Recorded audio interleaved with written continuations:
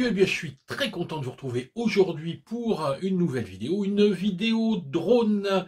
Je vais vous parler aujourd'hui d'une marque que j'aime particulièrement, la marque LDARC. LDARC autrefois s'appelait King Kong, mais bon, ils voulaient pas faire d'ombrage au grand singe, donc ils ont changé de nom. Et cette marque, c'est vraiment une marque qui me suit moi depuis mes débuts en FPV. J'avais commencé avec le Tiny 7. Puis mon premier racer a été un Egg 130. J'en ai d'ailleurs eu deux. Oui, il y en a un que j'ai perdu, puis que j'ai retrouvé.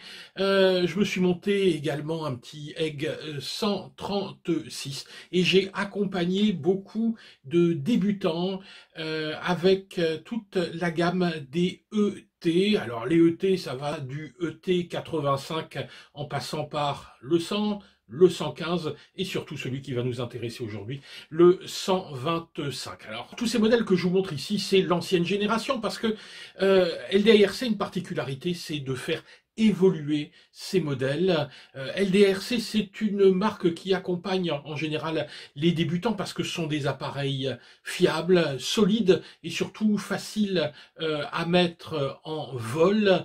Le ET115 avait déjà subi il y a quelques mois une amélioration passant de 2S à la version 3S. Je vous avais moi montré également un énorme ET, le T185 Max, dont j'avais fait une revue, et c'est le tour maintenant du Super ET 125 qui existait en 2S mais qui n'est pas passé en 3S, qui passe directement aujourd'hui en 4S. Le voilà, comme d'habitude, dans une jolie boîte. Ça aussi, c'est quelque chose que j'aime bien chez LDARC, c'est le fait qu'ils savent soigner leur packaging.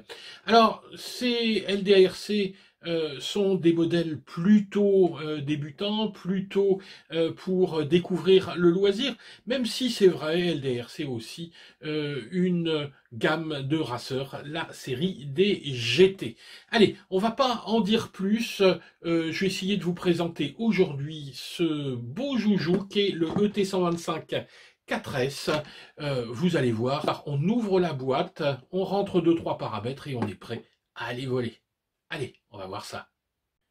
Voilà, on se retrouve maintenant pour un moment qu'on aime tous particulièrement, qui est le déballage des paquets qu'on reçoit.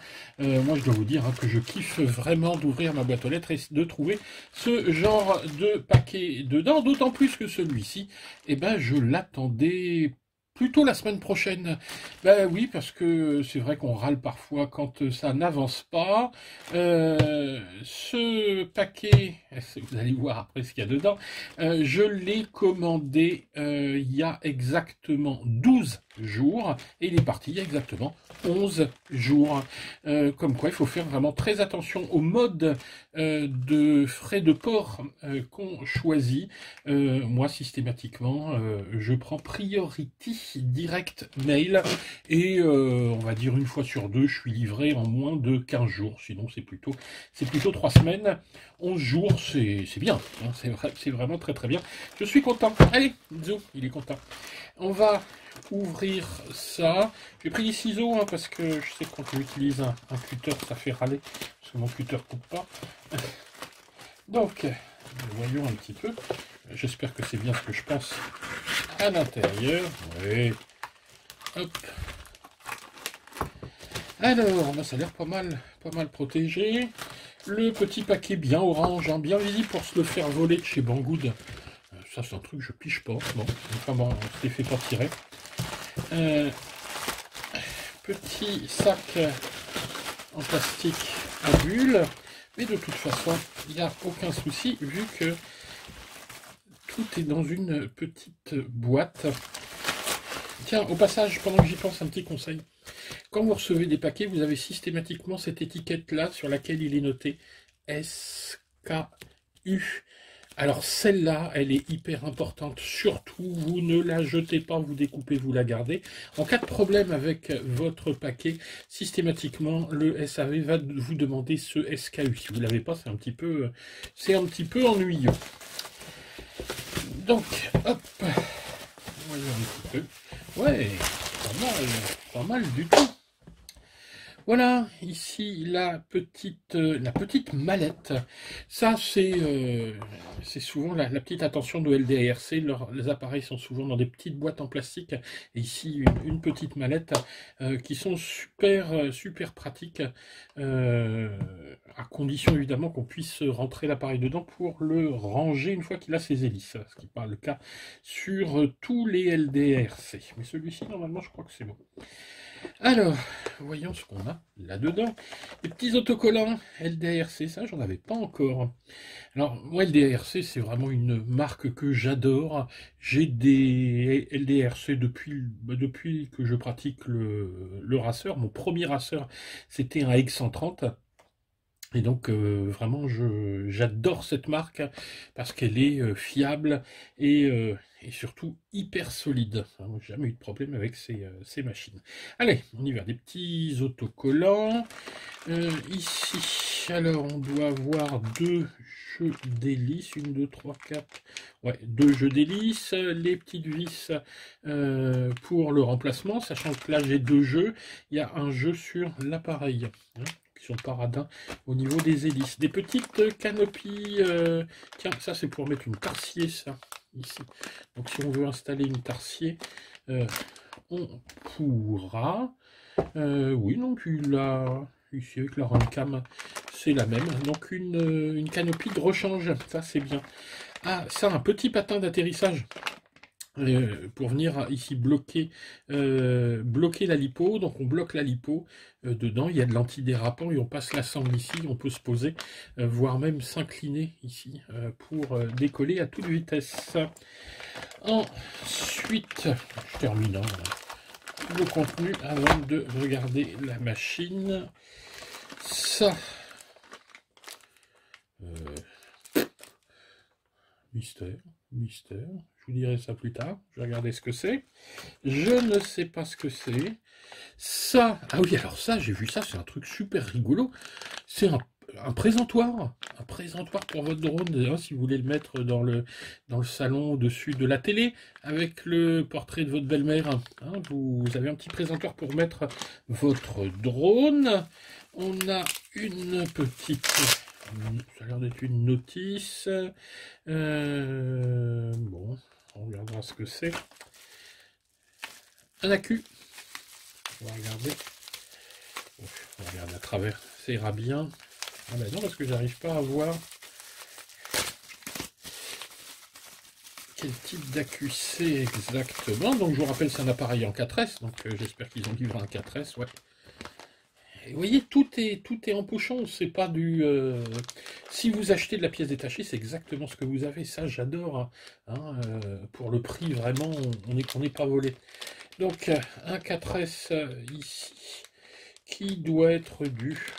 Je ne sais pas combien, allez, il faut que je l'ouvre, parce que j'arrive pas à lire. Hop, 430 mAh. Ah, c'est curieux ça, 430, hein, pas 450, 430 en 4S. Et enfin, hop, voilà l'appareil. Le ET125 4S, donc une évolution de tous les ET125. C'est la troisième version du ET125. Alors moi, ce que j'aime chez le ET125 et depuis le tout premier, c'est ces prop savers ici, ces prop guards qui le rendent, alors pas indestructible, hein, parce qu'on peut toujours exploser ça, mais bon, ça se change, ça coûte rien, ça, vous pouvez en acheter déjà d'avance. Ça coûte rien, mais c'est quand même assez solide, hein, les gamelles sur le sol, il n'y a pas de problème, ça résiste. Hein. Et moi, j'ai testé hein, l'ancienne version du ET125, c'est vraiment un appareil fun. Ici, il a quand même une belle gueule, hein. Regardez un petit peu la canopie, elle est jolie. On a, donc moi j'ai pris la version avec récepteur, c'est un récepteur en plus ici qui est intéressant parce que il est compatible, donc il est compatible, alors je dis pas de bêtises, EU et non EU, c'est-à-dire FCC et EULBT. Donc voilà, comme ça il n'y a pas à s'embêter avec ça, donc il bind en D16. Voilà, Bon, allez, je vais voir un petit peu ce qu'il y a à faire, je vais le paramétrer, et puis ben, je reviens pour vous montrer ce qu'il y a à l'intérieur, et puis, bon, je pense qu'il n'y a pas grand-chose à faire sur cet appareil pour le mettre en vol. Allez, on est parti pour la revue technique. Voilà, on va s'intéresser maintenant davantage à ce qu'il y a à l'intérieur de ce petit gars. Je l'ai mis en vol, ça vole vraiment très très bien, il n'y a aucun souci. Le paramétrage a été rapide, il y a eu quasiment rien à faire. Alors, sur son petit présentoir, il a de la gueule, donc c'est vraiment chouette. D'ailleurs, au passage, les petites colonnes, maintenant j'ai compris à quoi ça servait, ça venait se placer sur le présentoir. Donc ça, c'est voilà, une petite intention sympa. Alors, regardons tout d'abord les mensuration de ce ET125K3S. On va tout d'abord le mesurer. Donc en anthrax, moteur, évidemment, il s'appelle ET125, donc bien sûr, il fait 125 de moteur à moteur. On a, par contre, évidemment, avec les prop guards, quelque chose d'un petit peu plus grand. On sera dans les 200-210 à peu près. Attendez, on va regarder ça. Tac, 210 voilà, hein, en croix comme ça, avec les prop guards. Donc, ce qui fait quand même une machine, voilà, hein, c'est un bon 3 pouces. On a une sensation d'un petit peu plus, mais ça n'est qu'un, d'ailleurs, un 2,8 pouces. On va regarder un peu combien il pèse. Alors, voyons ça. Sans batterie, on est à 121 grammes. Si on lui met la batterie d'origine, on est à 171 grammes. Bon oui, quand même, hein, c'est un bon petit père. Il fait son poids. Il nous donnait sur la notice 117 grammes sans le récepteur, parce qu'ici j'ai évidemment le récepteur avec. Alors, la frame, ça c'est vraiment quelque chose d'un petit peu simpliste. Ben voilà, c'est juste une plate en carbone de 3 mm sur laquelle va se fixer l'ensemble des éléments. Alors, qu'est-ce qu'on a comme élément là-dedans? On a tout d'abord une tour dans laquelle on va retrouver l'ensemble des éléments électroniques dont je vais vous parler juste après. Se fixe à cette frame les moteurs et les prop guards, et également, troisième partie, la canopie sur laquelle est elle-même fixée la caméra. Alors on va regarder élément par élément, donc c'est assez facile à comprendre, parce que finalement on a 3 blocs qui sont fixés sur cette frame. Alors, commençons tout d'abord par les moteurs. Les moteurs, alors ça c'est du classique chez LD-ARC. Ils ont vraiment des moteurs qui se ressemblent assez d'une série à une autre. Ici sont les XT 1305 en 3600, alors je ne sais pas si vous voyez, 13,05 en 3600 de kV. On les retrouve sur cette ET125K3S, mais on les retrouve également sur le HD140. Ce sont exactement les mêmes moteurs. Ce sont des moteurs qui sont voilà, qui sont un petit peu rustiques, mais enfin qui ont une grande fiabilité, puis surtout qui sont pas chers. S'il faut les changer, ils sont à 6 €, oui, 6 € et quelques pièces sur AliExpress. Alors ça, c'est un petit peu quelque chose qui me gêne, c'est que on a un petit manque de pièces chez Banggood, notamment sur les pièces qui lâchent. Alors sur la tour, il n'y aura pas de souci, si vous avez quelque chose qui grille, vous aurez tout. Mais pour les moteurs et surtout canopy, prop guard, etc., il faudra passer par AliExpress. En tout cas, toutes les pièces sont dispo. Donc voilà pour les moteurs. Bon, voilà, simple, efficace, solide, ça fait le job. Les prop guards maintenant, alors ça c'est vraiment le point fort de cet appareil. Ils sont 4 prop guards qui sont tout simplement fixés ici sur les bras. Vous en cassez un, vous le changez. C'est à ma connaissance quasi indestructible. J'ai vu quand même une personne lors d'une revue casser un prop guard sur un ET125. Salut Taz, hein, tu te rappelles, dans ta revue, tu avais réussi à en péter une ou deux. C'est la seule fois où j'ai vu réussir à casser des prop guards de T125. Mais bon, c'était la première génération. Maintenant, on a quelque chose d'un petit peu plus flexible.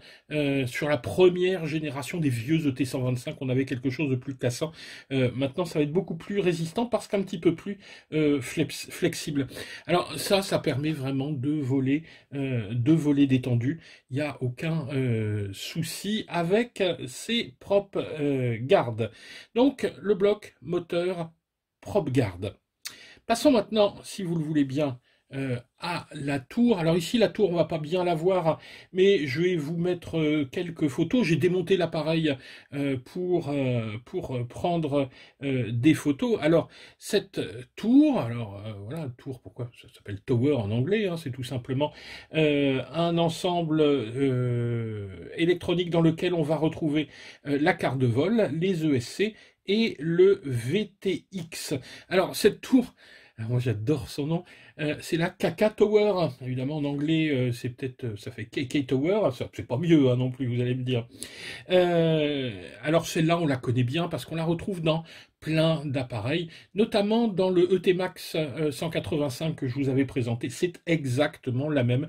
Ils ont juste changé les nominations si vous voulez acheter pièce par pièce, mais qu'est-ce qu'on a là-dedans? Alors on a tout d'abord une FC, c'est une F411 avec OSD intégré, donc là c'est du classique, elle est dispo en pièces détachées.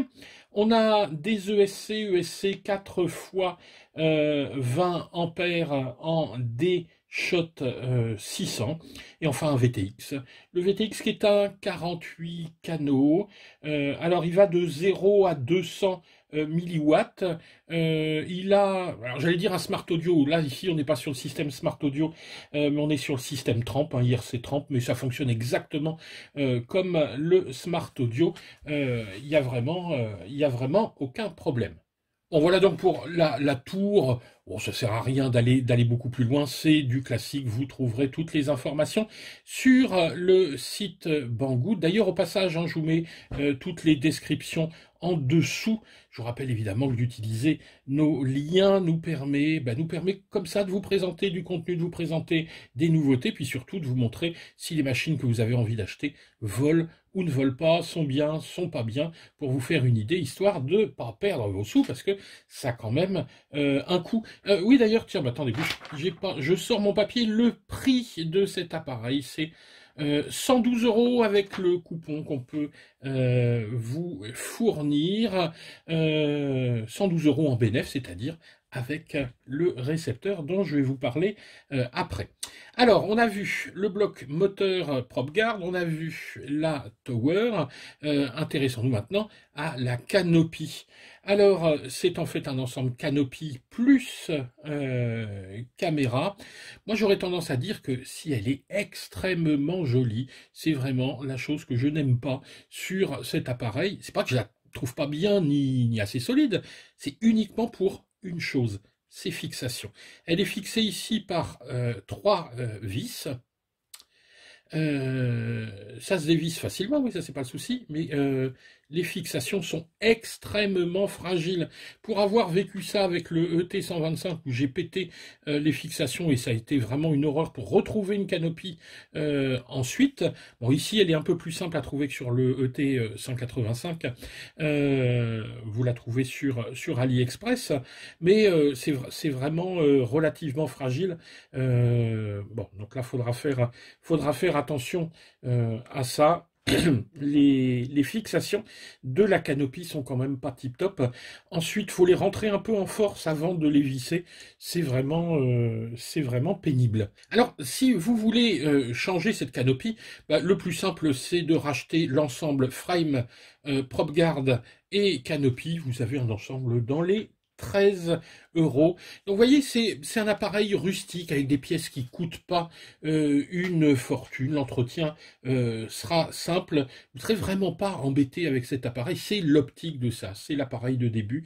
L'appareil tranquille, l'appareil sur lequel on va intervenir facilement. La caméra. On la voit ici, je vous la mets en photo. La caméra, c'est une Runcam Nano en 700 TVL avec un FOV de 120 degrés. Alors, si vous ne comprenez rien à toutes ces données techniques, ne vous inquiétez pas, hein, c'est vraiment pour ceux que ça intéresse. Nous, ce qui nous intéresse, c'est qu'elle soit orientable, surtout. Hein.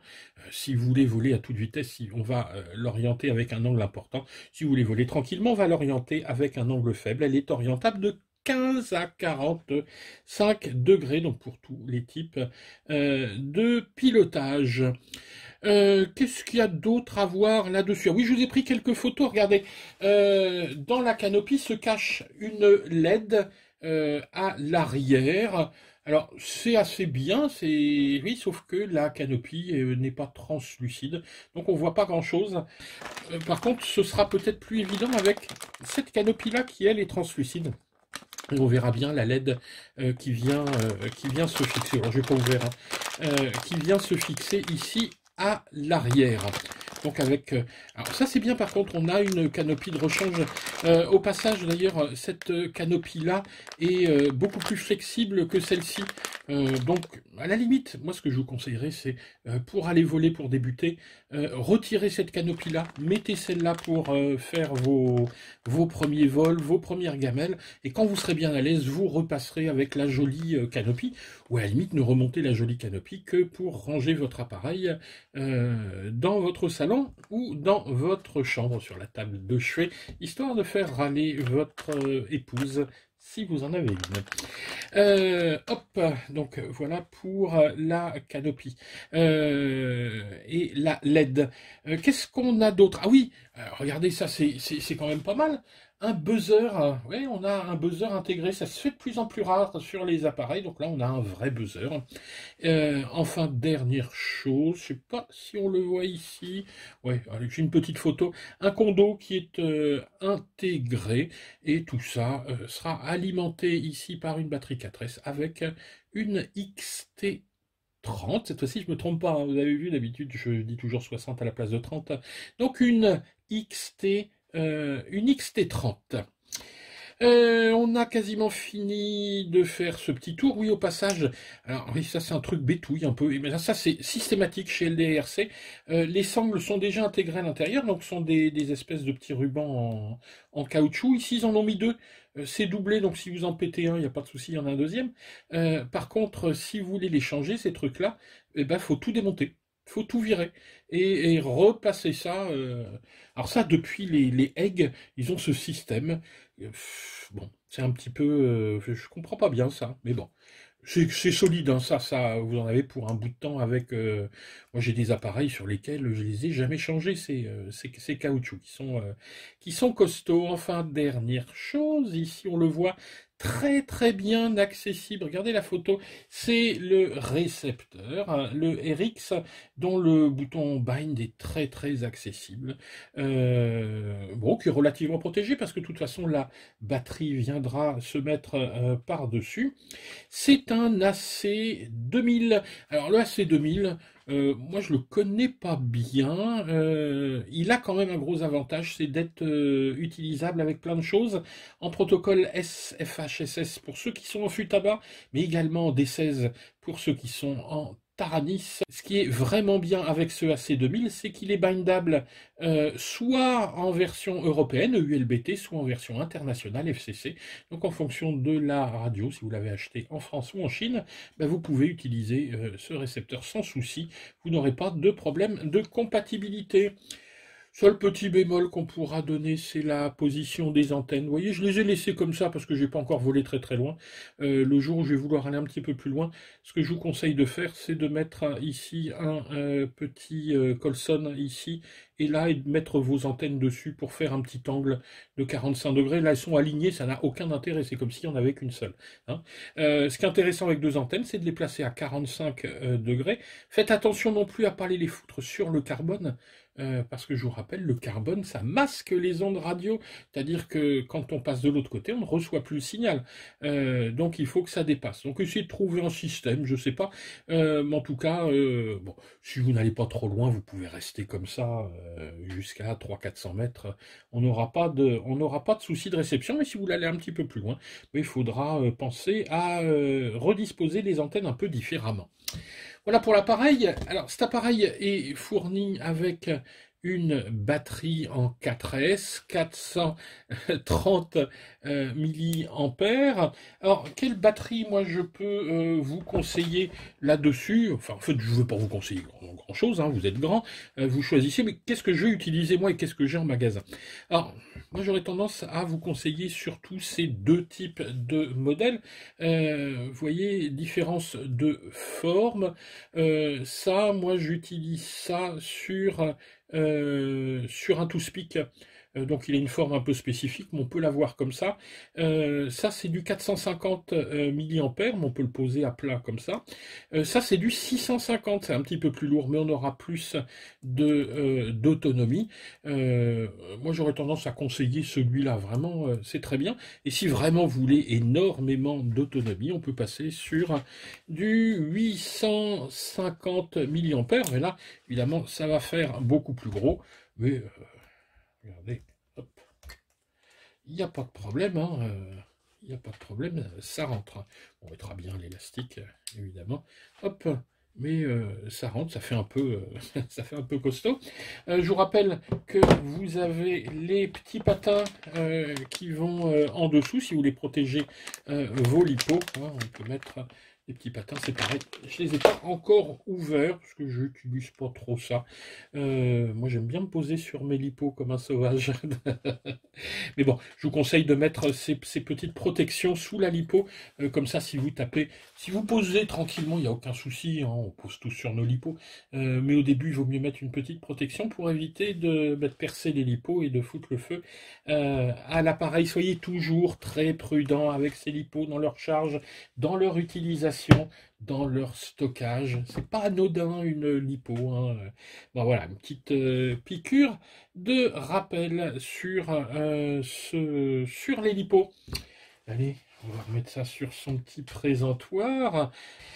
Bien, ben voilà, donc ce qu'on peut dire sur ce ET125, je ne pense pas avoir oublié grand chose. Si la vidéo vous a plu, n'hésitez pas hein, à mettre un petit pouce vers le haut. N'oubliez pas de vous abonner.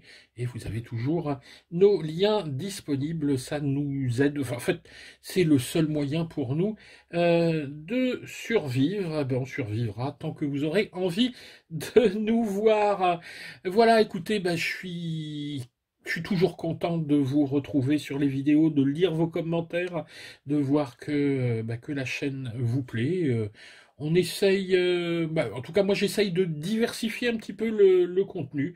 Aujourd'hui du drone, demain de l'avion, peut-être de la voiture, etc.